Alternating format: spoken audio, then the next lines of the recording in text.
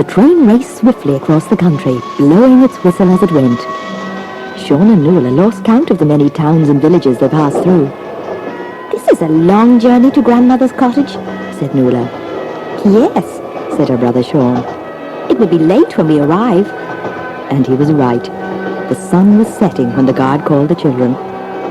"Your station is next," he told the children, "and your grandmother will be waiting for you." He helped the children with their suitcases as the train slowed down and stopped in the station. "Have a good holiday," he called as they ran to greet their grandmother. The small white-haired old lady hugged and kissed the children and then brought them home to her little cottage. After a delicious dinner, Sean and Nuala sat by the fire chatting with their grandmother. They talked about all the fun things they hoped to do on their week-long holiday. "Tomorrow we'll go to the Enchanted Forest," said Nuala excitedly. "Yes," replied Sean. "I hope our friends there will remember us." "Of course they will," said Nuala. "We had so much fun with them last year." Then Grandmother interrupted, speaking slowly and quietly. "Perhaps you shouldn't go to the Enchanted Forest this year," she said. "What do you mean?" asked the children, puzzled. Grandmother looked at the fire and did not answer. She stared at the flames and looked very sad. The children knew that something was wrong. "Why, Grandmother, what's the matter?" asked Nuala, but still Grandmother would not say. Then after a little while she looked up and said, "I think it's time for bed, children."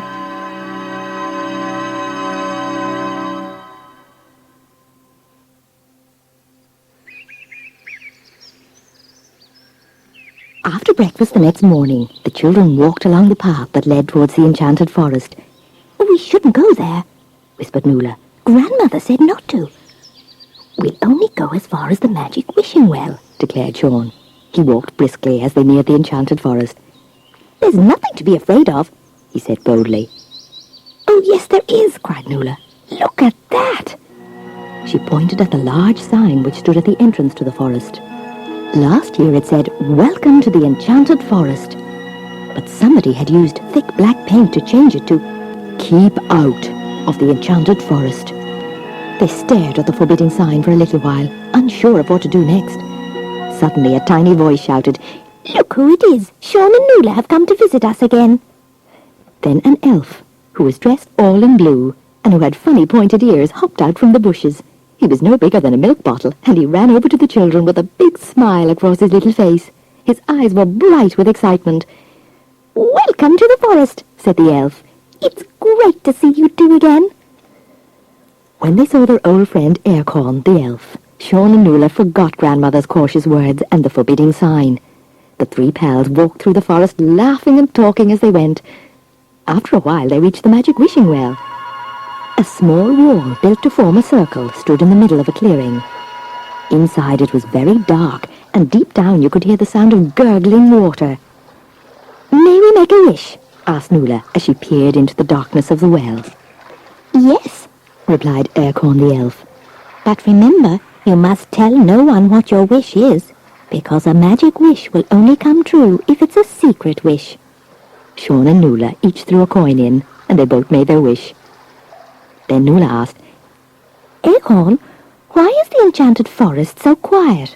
All the birds seem to have gone away." "And where are all the rabbits and squirrels?" asked Sean. "It's very dark and scary." Nuala remembered the signpost which said, "Keep out," and Sean remembered Grandmother's warning to stay away from the forest.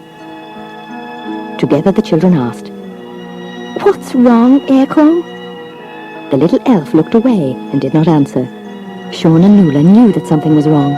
Before they could ask any more questions, there was a loud roar, followed by a loud noise deep in the forest. The three friends hid behind the wall of the magic wishing well and watched. The noises came nearer and nearer, until with another roar, a large green creature broke through the bushes. But it was nothing to be afraid of, because it was their old friend Delilah, the dragon. She had a long pointed tail, and from her mouth she breathed fire. Aircorn the elf jumped up. "Oh, you noisy, clumsy dragon," he shouted. "You had us scared out of our wits." "And look who has come to visit us," he said, pointing towards Sean and Nuala. The children ran out from their hiding place to greet their pal. "You sounded like some dreadful monster," they laughed. The big friendly dragon looked shamefully to the ground. "I'm sorry," she said in a deep, sorrowful voice. "I didn't mean to scare you. You know I love children." She came close to Sean and Nuala and gave them each a big kiss. "Now," she said, "who wants a trip around the enchanted forest?" She bent down low so that the three friends could climb onto her shiny green back, and off they went. As they rode through the forest, laughing and joking with their two magical companions, Sean and Nuala were still just a little bit scared. When Delilah Dragon became tired and stopped to let them down, Sean asked, "What's wrong in the enchanted forest, Delilah?" "Why, what on earth do you mean?" asked Delilah. Nuala answered, "Grandmother said we shouldn't come here at all, and the sign at the entrance said, 'Keep out.'" Sean continued, "When we asked Enchanted where all the animals were, he seemed afraid and would not answer us." Enchanted the elf looked up at Delilah Dragon. "Perhaps we should tell them," said Enchanted. "After all, it's their forest too." "No, no, no," said Delilah. "There's no point telling the children anything that may frighten them." Sean and Nuala were very puzzled. "Please tell us," they begged. "Oh, all right then," said Enchanted. In a hushed voice he told the children. A few months ago, a mean and wicked giant found his way here to the enchanted forest. He discovered a cave in the hills, which he has made his home. Delilah Dragon joined in. "He has frightened away all the rabbits, foxes, and squirrels. He pulls up the smaller trees and knocks the birds' nests to the ground." Enchanted the elf finished the story. Delilah tried to frighten him away by breathing fire on him, but that just made him even more wicked. We don't know how we can get rid of him. "I think we should go straight home to Grandmother," declared Nuala, who was very frightened by this tale. She turned and ran quickly towards home. "Oh, wait for me!" called Sean, running after his sister. Delilah Dragon watched the children as they ran away along the path. "Now see what you've done," she said to Enchanted the elf. "You've frightened our little friends away." She started to cry. Suddenly there was a bellowing voice which shook the trees. "Jeremiah Giant would like to eat, so I'll search the forest and see who I meet." A nearby tree came crashing to the ground beside Sean and Nuala, and there, standing directly in front of them, was the most ugly giant ever seen. His eyes opened wide with delight when he saw them. "While I'm hungry, I do enjoy to eat a girl or a boy." He reached down to grab Sean, but Nuala caught her brother and pulled him away. "Run!" she shouted, and they did. As fast as their legs could carry them, the ground shook as the giant followed them. "There's no point in running from me. For every step you take, I take 3. He laughed. He was right. He grabbed Sean in his left hand and Nuala in his right.